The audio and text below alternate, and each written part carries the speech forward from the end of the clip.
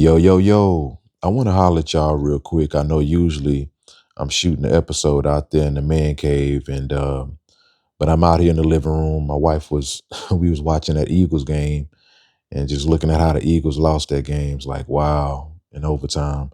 But before that, we was looking at that Diddy documentary. And we were just sitting up here just shaking our head. I know, especially I was, and I was just getting frustrated. But I just want to spend a little time talking about that Diddy documentary. I don't really want to go into too much detail, just to sum it all up. But when it's all said and done, I know Diddy is going to face his judgment on Judgment Day. I know he's in jail right now, doing his time, doing his bid. But I just can't bring myself to think of and grasp the concept of all these men around him, you know, and I'm trying to figure out none of these men could have put a stop to this, at least about a good 5 or 6. I'm talking about in the early on stages. I mean, in the early 90s, this monster started in the early 90s, followed through the 90s, through the 2000s, all throughout the late 2000s, all the way up to now, robbing his artists, violating women, violating men, just setting people up, a lot of suspicion saying that he took the life of Tupac, took the life of Biggie, having him set up, just a bunch of dictatorship recklessness. And I'm just sitting up here looking at this. All these men around here they want to have a say so all of a sudden. All these men waited now that he's in jail. All these men have a say so. All these men have a say so all of a sudden. Yeah, I was there when he was beating on Kim Porter. I wasn't in the room, but I could hear. And yeah, I was there back in 9/7 when he beat up old dude. And I'm just listening to these various stories. And then I look at podcast segments where some of his security guards, label executives, industry executives, promoters, and I'm just looking at a bunch of men got all these devastating stories about Diddy. And I'm like, so you were there? You were there. You put yourself on the scene, just standing right there as he violated somebody. You were there. And it's just like, but we have a bunch of men today that got all this smoke, complaining about women, telling women what women need to do. Women need to be feminine. Women this, women that. But what about being masculine? What about being a protector? What about holding your brethren accountable?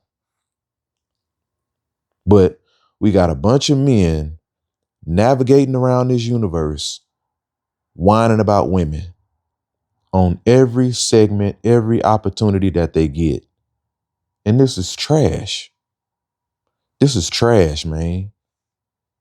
And the only way a Diddy could be developed is by a bunch of weak men. That's the only way. We got, and it's this perverted demonic spirit in some of these men of power that they're able to get away with it because they have these type of men around them, these male-centered men that's so fixated on being accepted, validation, being liked, these superior yes men that won't say no to anything, won't say no to bad behavior, won't say no when they see a woman being violated in their presence, won't say no when they know an artist is being robbed, won't say no when a man is being set up, a man is being violated. We just got so many men that's a bunch of yes men, but got all this stuff to say and talking points and viewpoints about women. When we need more men to have more talking points, more viewpoints, more changed behavior, the whole nine when it comes to masculinity.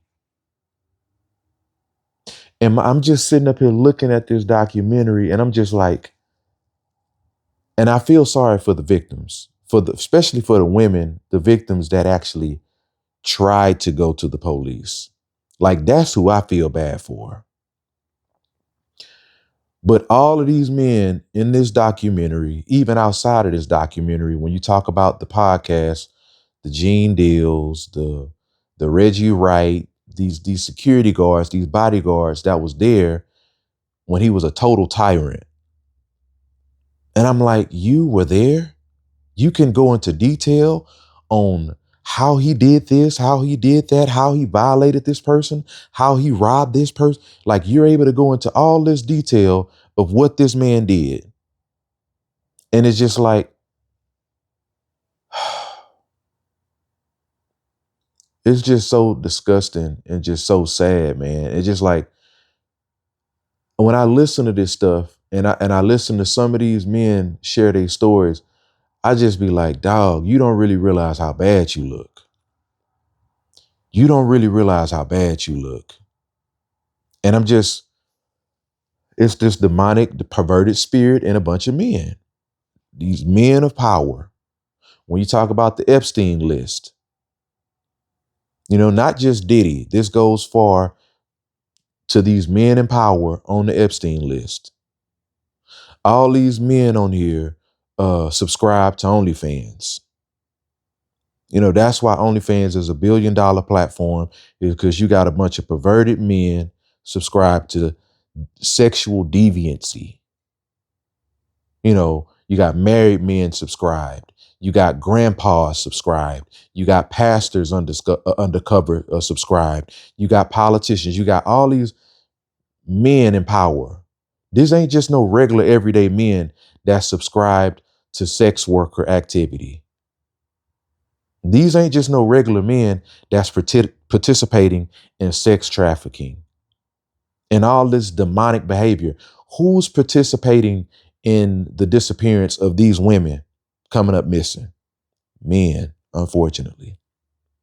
It hurts to say that, but it's the truth. Who's participating in grabbing these women, throwing these women in the van? Who has the muscle strength and the power strength to do that? Men.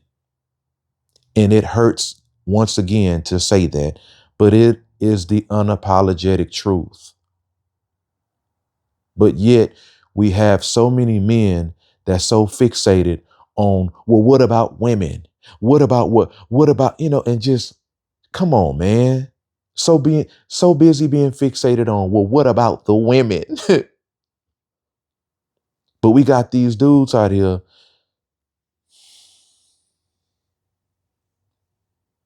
Golly, this is so frustrating.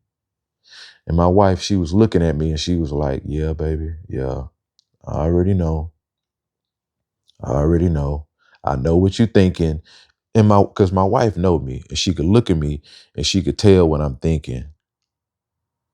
But we have so many men so far removed from God, it ain't even funny. And there's a rude awakening that a lot of men need.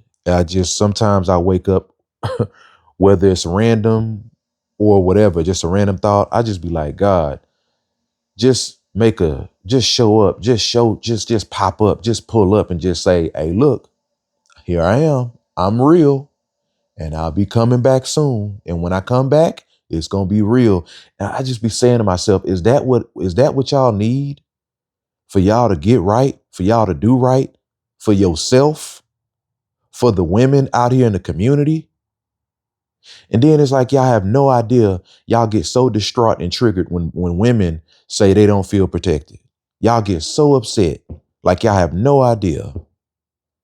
But man, we got work to do. We got work to do. Before y'all try to tell women what women need to do and all this other stuff, you got to hold your brethren accountable. Iron sharpens iron. So ask yourself, what are you doing in your personal life? And if you ain't doing anything in your personal life to eliminate this type of behavior, play the quiet game. Play the quiet game. Before you try to tell a woman what a woman needs to do, how a woman needs to be feminine, you need to ask yourself, do I know how to be masculine? Do I know how to stand up to another man when he's out of pocket? If you don't know how to do that, close your mouth. Stop talking. But anyway, man, get your mind right, man, and man up. Grow a pair. Because it don't make no sense that this man was out here being able to do this, what he's doing. Anyway, man, y'all have a good one. I'll holler back at y'all. Step your game up, man. Get better, fellas.